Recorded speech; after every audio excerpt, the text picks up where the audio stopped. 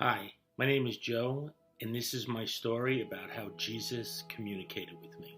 Up until now, I've not been a very spiritual person, I would say.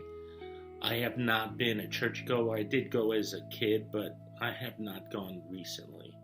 And I would not say that I grew up with Jesus in my life, although I've, looking back, had many signs. So, fast forward to recent times, which was September of 2025. We're just a couple of months from when I'm filming this.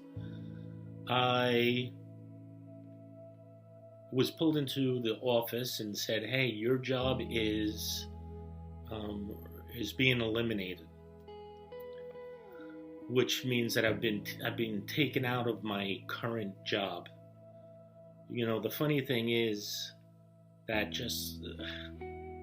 I've always had this feeling, probably for the last couple of years, and I'm sure you've had this feeling too, that you just don't belong somewhere, and not just, not just at a job. It's like you're meant for something, to do something else, but you're just not doing it. That feeling, well, it's not just a feeling. Yeah, this is God's way of pushing you.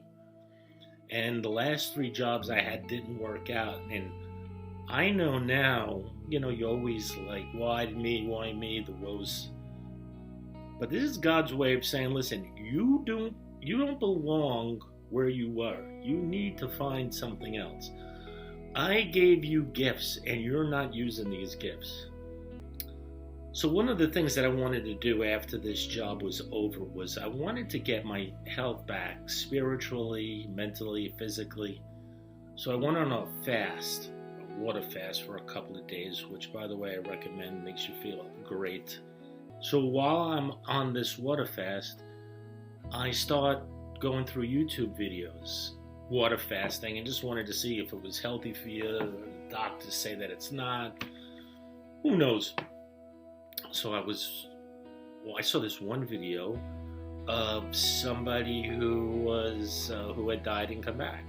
NDEs, they call them, near-death experiences. Never heard of it. I heard of maybe one person who had died and come back, and I know they even made a movie of a little kid, and they said it was real. I didn't think anything of it. And then she started talking about how Jesus wants us to cleanse and whatever.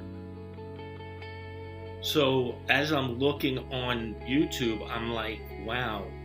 There's literally hundreds of people that have near-death experiences. And I don't believe in conspiracy theories, and I don't believe these people are making this stuff up, but all their stories are kind of similar. Very similar in a lot of ways, varied from, person to person, but I think that everybody's story is going to be varied. Even when you go to heaven, it's going to be varied by who you are, what you believe. It's kind of like a custom model. But there was a lot of similarities. And as I watched this stuff for 2 days, I realized I was missing out, because all of them came back and says, I had a message from Jesus. Jesus told me to say this. Jesus told me to say that. And I woke up with the epiphany the next day. I was just like, you know what?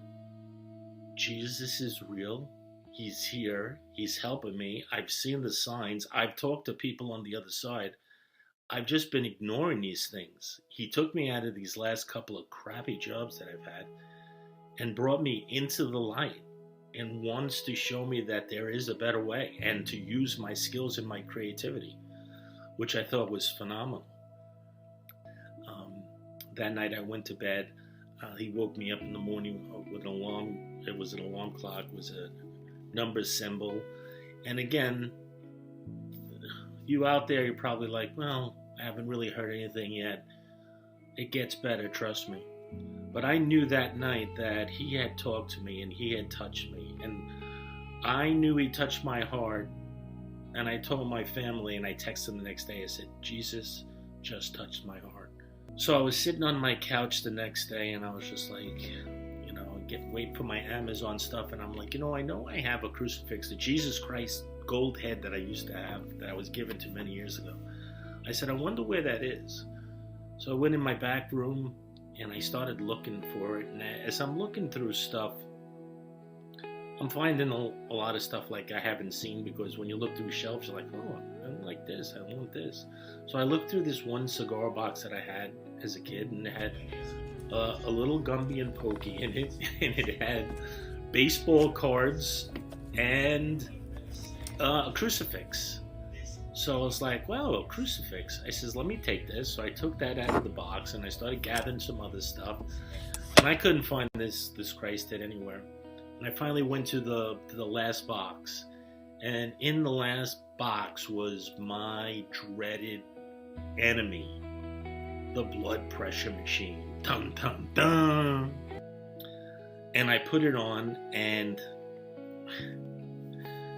the first reading came back 225 over 125. Now, if anybody who's ever had their blood pressure done, you would know that like 120 over 80, 70, somewhere around there is probably normal.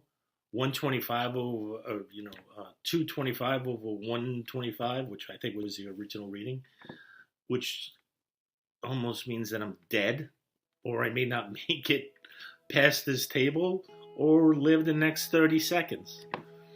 So I'm like, all right, this has got to be wrong. Maybe it's because it's the low battery. And I did it. I waited. I did it a couple of more times. And 200, 203, 205, over 110, 116. I'm like, these are crazy numbers. I don't even know how I'm standing. And the worst part about it was I felt amazing. So I didn't know what to do. So I text my cousin, who's a nurse, and I said, hey, this is what's going on with this blood pressure machine. She writes back, get dressed. I'm coming over and I'm taking you to the hospital. I'm like, wait a minute. I don't know. I said, I feel great. I don't want to go to no hospital from some blood pressure machine. So I said, let me try this. Let me go run to the supermarket. And when I say run, it's about 6 minutes from here. I ran to the supermarket to get batteries. And I ran all the way around the block and ran all the way back because I figured, hey, listen, if I got my heart racing, maybe I won't die. So I came back, put the things in the blood pressure machine, and I take it again, and it's still 203. So my cousin's like, you gotta go. I said, all right, I'm just going to go to the walk-in clinic because I'm not going to an emergency room for high blood pressure, as high as it was. So we both agreed that'd be a good thing. So now before I go, I want to take my crucifix with me, the one that I found. And I go back, and it's, with the pile of stuff that I collected from the shelves, not there. I go back into the other room, not there. And I'm looking for this thing, and when I'm telling you, when I went from one room to another, we're talking about feet. That's it. So when I went back to look for it and it wasn't there, I'm just like, okay, the clinic's City MD is closing in like a half hour, 20 minutes. I had to get there. So I had some old rosary beads that I had. Not the ones that I found. I'll tell you that story another time. But this was another set of rosary beads that I had that were blessed by the church. And I took them from my son from his Holy Communion. Anyway, so I took them with me, and I don't like to carry them with me because the chain was broken and the loop wasn't connected. But I put them in my pocket, still had the cross on it. And I went back, and I went to the City MD. When I got there, they took my blood pressure, and the blood pressure at that point was 159 over 88. Now, that's borderline. It's high. It's hypertension. It definitely needs some attention. But it's not 225 over 125. And honestly, if it wasn't the 220, if I didn't see the 225 over 125, I wouldn't even have gone to the doctor, which would have been a huge mistake. She's like, good thing you're here because you can't live with this high blood pressure. It's going to kill you. And I got back to the house and I put the blood pressure machine back on again. And when I did, it was 158 over 88. So I still haven't even gotten to the good part yet. So now I get home, I'm sitting on the couch, I'm like, wow, this has been an ordeal. And then I said, whatever happened to the crucifix? So I go back in and I'm looking for it, and I'm standing in the middle of the room. And for some reason, I just shouted out. I don't even know why. I'm like, Jesus, do you want me to find this or not? And that is when it happened. I got lit up like I am right now, actually, which is ironic because he's ecstatic that I'm telling you this story, but he's lighting me up as we're speaking, which is crazy. But when I say light up, it lit me up. I'm just like, oh my God, that's not a feeling that I had for 5 years when I tried to do it on my own. Now I'm not in a trance. Now I'm just standing and staring at a bookcase, talking to Jesus, asking me if he wants to find this crucifix. And I got lit up. Yes, I want you to find it. I was like, whoa. And you know what? At that point, I wasn't scared. Because now I'm thinking about back, I'm like, was that Jesus trying to talk to me before? Was he trying to communicate? Whatever the case was, I knew that I had to find this thing. And if he could help me find it, it would just help me understand better about what he was, what he was trying to communicate to me. So I was playing like hot potato with Jesus. I'm like, is it here? Nothing. Is it here? Nothing. Is it here? The dim switch goes on a little bit. Like I'm getting closer.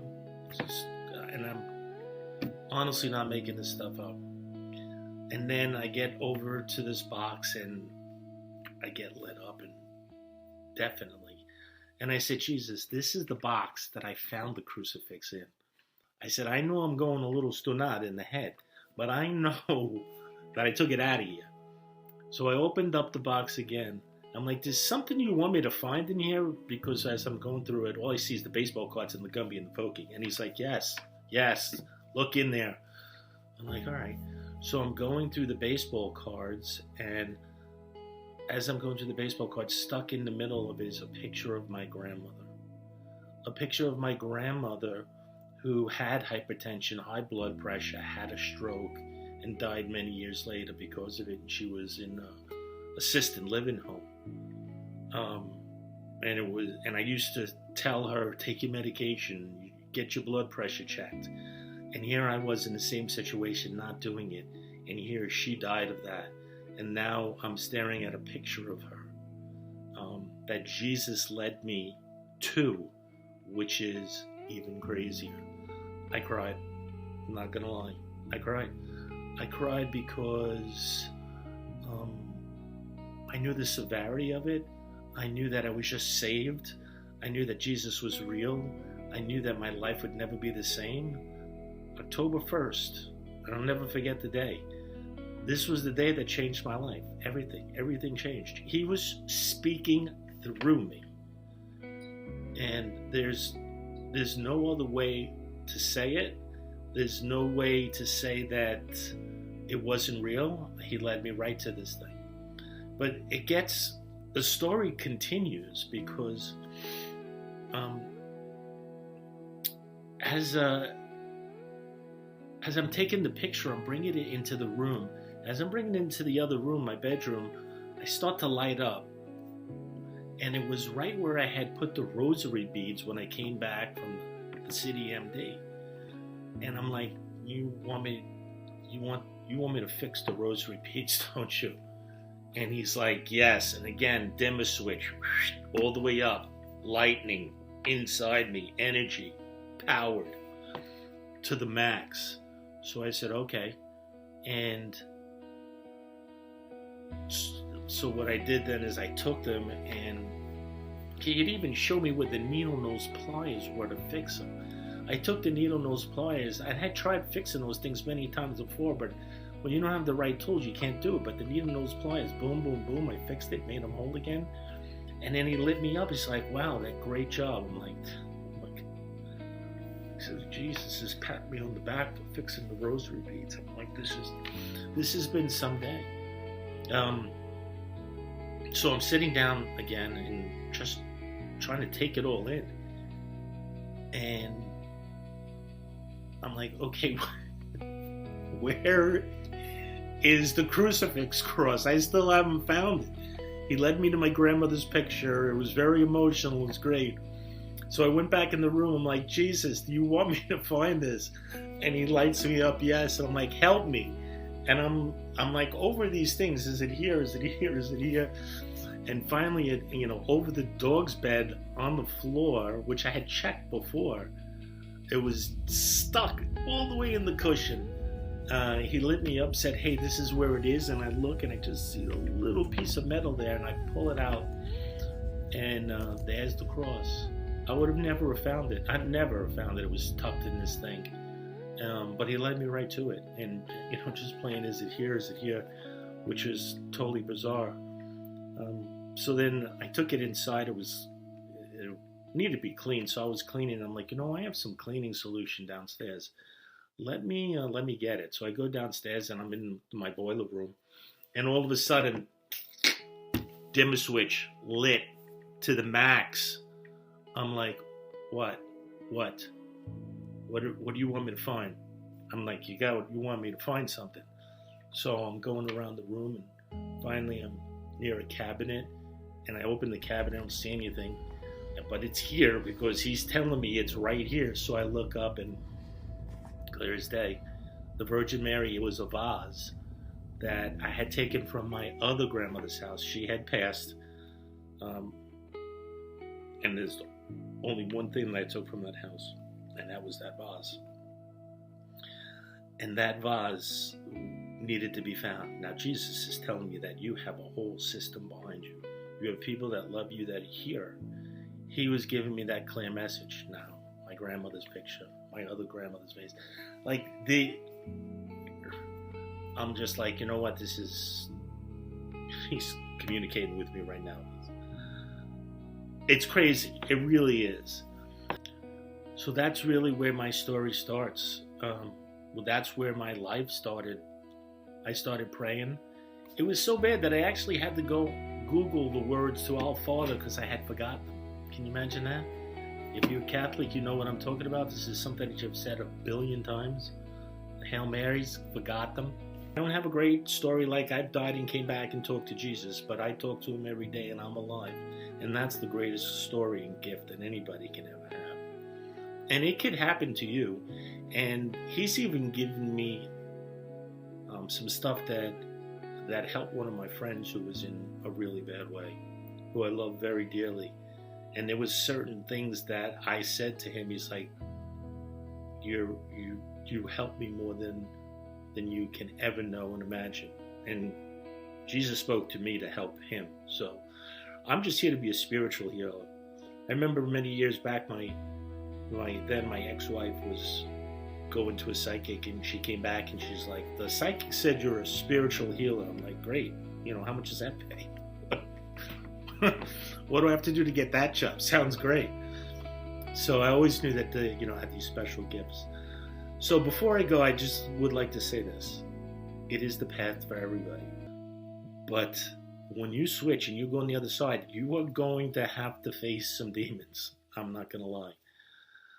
But it's all worth it in the end because, you've never felt so close, so safe, so secure.